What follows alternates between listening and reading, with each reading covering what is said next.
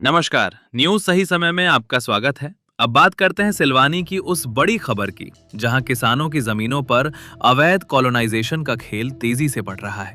नगर के आसपास हाईवे और मुख्य मार्गों के किनारे उपजाऊ खेत अब तेजी से आवासीय कॉलोनियों में बदलते जा रहे हैं। लेकिन ये कॉलोनियां किसी वैध प्रक्रिया से नहीं बन रही, बल्कि जॉइंट वेंचर के नाम पर किसानों को झांसा देकर काटी जा रही हैं। कॉलोनाइजर किसानों को मोटी कमाई का प्रलोभन देते हैं और कमाई की इस उम्मीद में कई किसान जमीन देने के लिए तैयार भी हो जाते हैं। लेकिन उसके बाद जो होता है वो सीधा सीधा धोखा है। बिना डायवर्जन, बिना अनुमति और बिना कानूनी प्रक्रिया खेतों में कॉलोनी काट दी जाती है और प्लॉट बेचकर कॉलोनाइजर मालामाल हो जाते हैं। सबसे बड़ी चिंता यह है कि जब कार्रवाई की बात आती है तो मुख्य साजिशकर्ता यानी कॉलोनाइजर बच निकलते हैं, क्योंकि प्लॉट की रजिस्ट्री सीधे किसान के नाम से होती है और कानून का शिकंजा अनजाने में किसान पर कस जाता है। दर्जनों लोग ऐसे सामने आए हैं जिन्होंने इन निर्माणाधीन अवैध कॉलोनियों में प्लॉट खरीद लिए हैं और अब डायवर्जन, एनओसी और सरकारी कागजी प्रक्रिया के लिए महीनों से परेशान हो रहे हैं।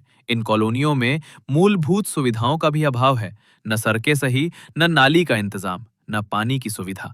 और ऐसे प्लॉटों पर बने मकानों के लिए बैंक भी लोन देने से इनकार कर देते हैं। अगर आप प्लॉट खरीदने जा रहे हैं तो सिर्फ चमकती दमकती नक्शों वाली तस्वीरें देखकर फैसले न लें। हमेशा ये समझें कि कॉलोनी के विकास की अनुमति किसके पास है, रेरा रजिस्ट्रेशन हुआ है या नहीं, भूमि का डाइवर्जन पूरा है या नहीं, और कहीं ऐसा तो नहीं कि आपको बेचा जा रहा प्लॉट उस भूमि में शामिल हो जिसे मॉर्टगेज के रूप में कलेक्टर कार्यालय में जमा करना अनिवार्य रहता है। क्योंकि अगर ऐसा हुआ तो आपका प्लॉट कानूनी विवाद में फंस सकता है। एसडीएम हर्षल चौधरी का कहना है कि नगरीय क्षेत्र में 300 मनो कॉलोनियों पर है और प्रशासन की ओर से प्रतिवेदन तैयार कर सक्षम अधिकारी को भेजा जाएगा। सिलवानी क्षेत्र में जॉइंट वेंचर के नाम पर चल रहा ये अवैध खेल किसानों के भविष्य से लेकर खरीदारों की जमा पूंजी और सरकार के राजस्व तीनों के लिए नुकसानदायक साबित हो रहा है।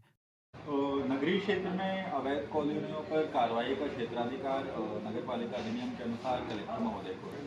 हम उसमें प्रतिवेदन अधिकारी के रूप में जो जानकारी हमें प्राप्त हो रही है अवैध कॉलोनियों की, उसका प्रतिवेदन तैयार करके मौका स्थल में जो प्लॉटिंग की जा रही है, जिस प्रकार से कॉलोनियों को विक्रय किया जा रहा है छोटे प्लॉट के काट काट के, उसका प्रतिवेदन तैयार करके सक्षम अधिकारी को सक्षम कार्रवाई के लिए भेजा जाएगा। फिलहाल इस खबर में इतना ही। अगर आपने अभी तक हमारे चैनल को सब्सक्राइब नहीं किया है तो सब्सक्राइब करें, लाइक करें और इस खबर को लेकर अपनी राय कमेंट में जरूर बताएं। मिलते हैं ऐसी ही किसी नई खबर के साथ। जुड़े रहिए सही समय के साथ। धन्यवाद।